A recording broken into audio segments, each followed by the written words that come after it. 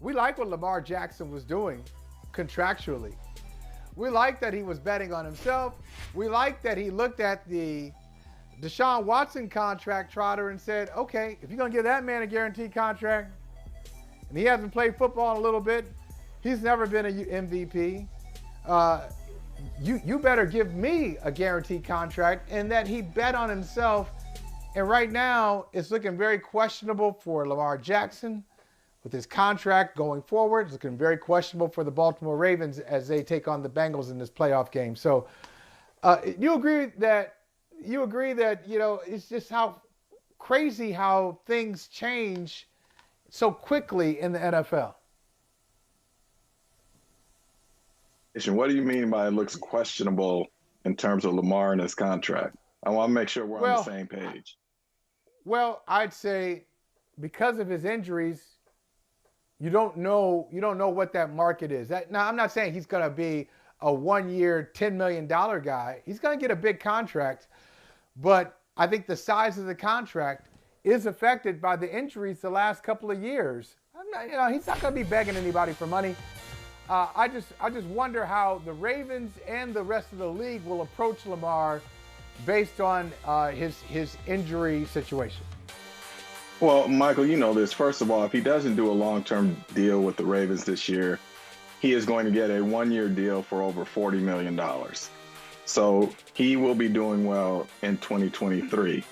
After that, if he goes out and plays the way that we know he can play, at that point, he will either get a multi-year extension to his liking from the Ravens, or they will likely franchise him again, which at that point would push him up to nearly $50 million for 1 year. So over the next 2 years, Lamar Jackson is going to make close to, and I'm going to the top end, close to almost $100 million guaranteed if they choose to franchise him both years. So I don't think there's anything questionable. I think I still agree with what he did. He bet on himself, and if the Ravens choose to not, pay him, or if he were to hit the open market, or even if they chose to try and trade him, he is going to get his money from someone. So I don't think it's questionable at all. To the point about his injury, it was fascinating to me on Tuesday. I didn't tell this story on the show because we didn't talk about Lamar, but a couple of weeks earlier when I had gone down to Tampa for a game, there was a player that I've known for years, a veteran player, who told me, unsolicited, he said to me, "How's Lamar doing?" And I said, "What do you mean? He's injured with the knee and whatnot." He goes, "No, I know, but how's he doing?"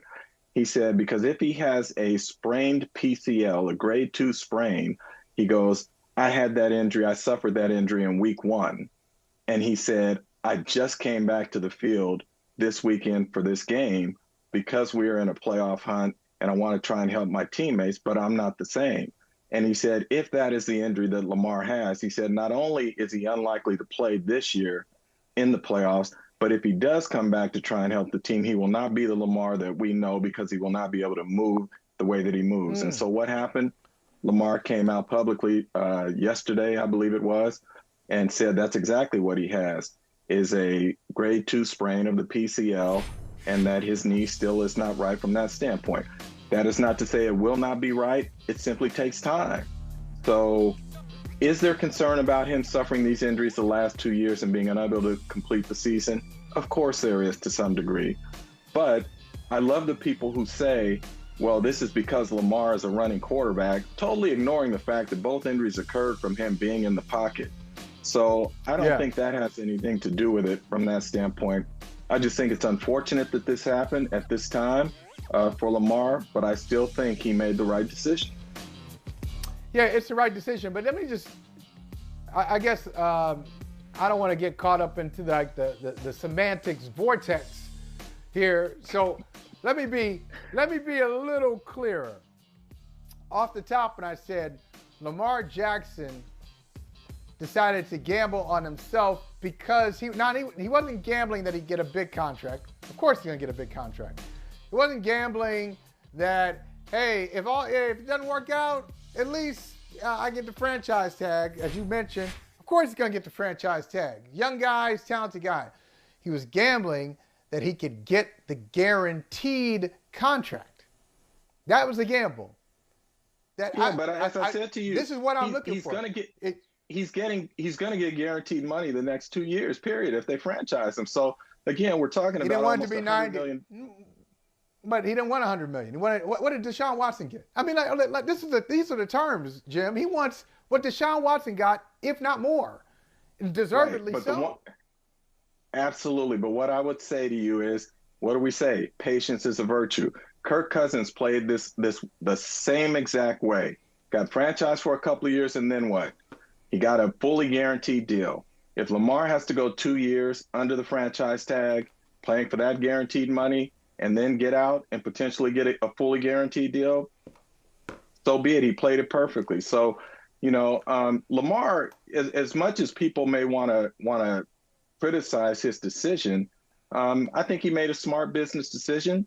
I think he is ultimately going to get his money.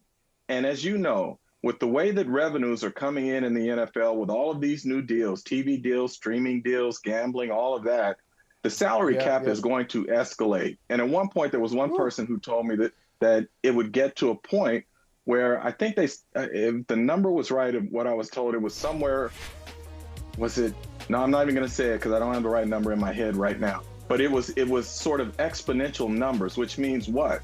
The longer this plays out, potentially, the more money Lamar is going to get, and that the contract that he might sign this year will be a bargain. And I'll leave you on this and let you have it.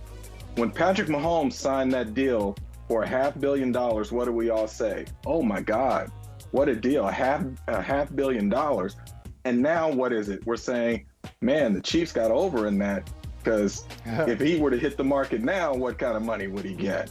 It's all relative, Michael. You know that. Hey, thank you for watching Brother from Another. If you haven't hit that subscribe button, go ahead and do that now. Don't forget, you can catch us 3 to 4 weekdays on PeacockTV.com and on Sirius XM Channel 85.